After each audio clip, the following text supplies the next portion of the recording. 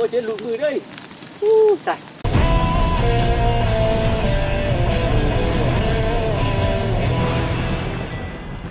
ยสวัสดีพ่อแม่พี่น้องเนาะมื้อนี้เราก็สิพาไป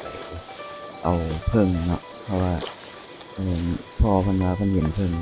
เดี๋ยวเพิ่นสิพาไปเอาอะเพิ่นเอาแนวใดวิธีการเอาเพิ่งของเพิ่นเอาแนวใดเดี๋ยวเราไปเบิ่งนำกันเนาะ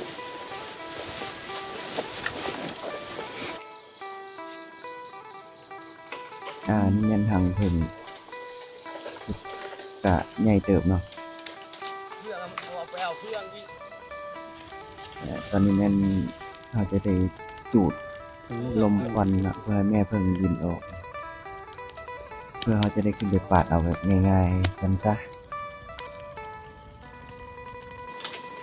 แม่มันเริ่มออกไปแล้วนะมีพ่อก็กำลังขึ้นไปปาดเอานะปกติจะขึ้นต้นไม้นะแต่ว่าต้นไม้ที่มันจับอยู่ต้นนี้มันเป็นต้นคันคายนะต้นที่บ้านเราเรียกว่าต้นหางฮอนถ้าขึ้นไปแล้วมันจะกลิ่นคนที่จะขึ้นไปมันจะเป็นกลุ่มควันกระหลายแหงมัน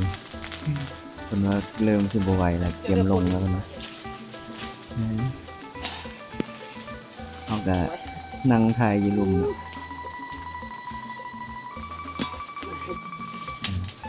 พอลงมาบ่ได้ก็พอดีน้องชายเพิ่นว่าสิไปปาดเองเนาะเพราะว่าเพิ่นตัวน้อยกว่าก็เขาจะได้เอาไม้ลำเดียวเอามากาดขึ้นเดี๋ยวน้องชายจะขึ้นไปปาดเองเพิ่นว่านี่เราว่ามันหัดมันจอมชื่อมันดันไดอ่อนมันละปาดเป็นหัวย้อนว่าทางทุกอย่างเลยตูดมันปั้วลงเลี้ยงให้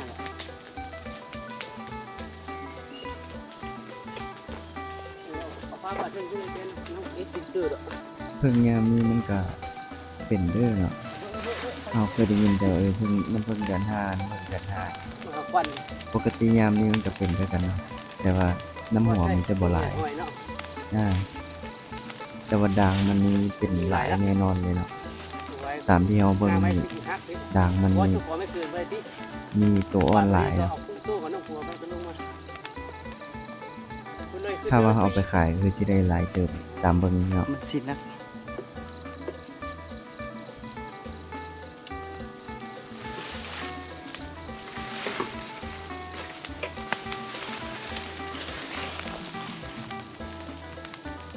โอ้ขาดจุดหัวกันด้วย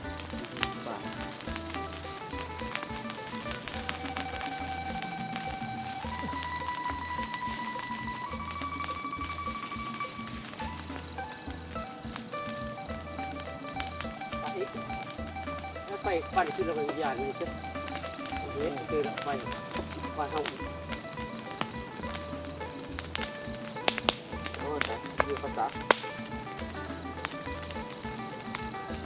เนี่ยในนี่เอาปุ๊บไว้ค่ะเนี่ยกุ้งหางโหนค่ะกุ้งหางโหน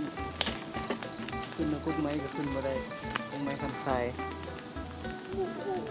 ปั่นใส่จุกๆเลยปุ๊บโอ้เจ็บลูกมือด้วยตายโอ้หวานมะตู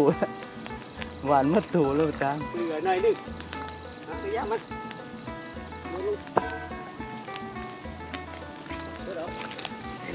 ได้แล้ว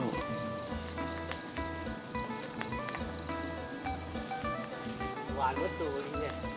ถูกปาดนะพูดได้น่ายังไงก็บอกใครกับบอกใครนี่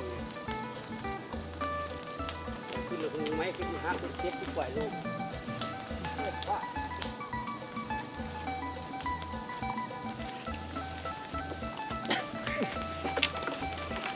เอาหมอนตกเข้าไปเลย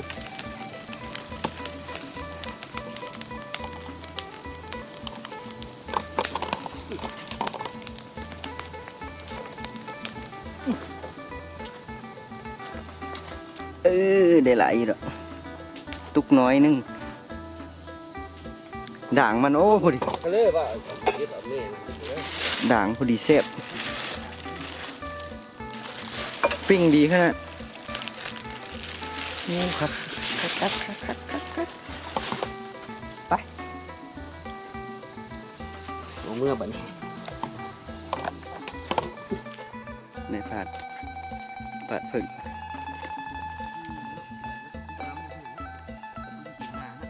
สิปันเลยสิวะ บอกเรา เลย จิบชีจิบอิน จะกระตุกกว่านี้เห็นไหม เอาคือก็ใช่เอางวกก่อนเข้าไป แค่นี้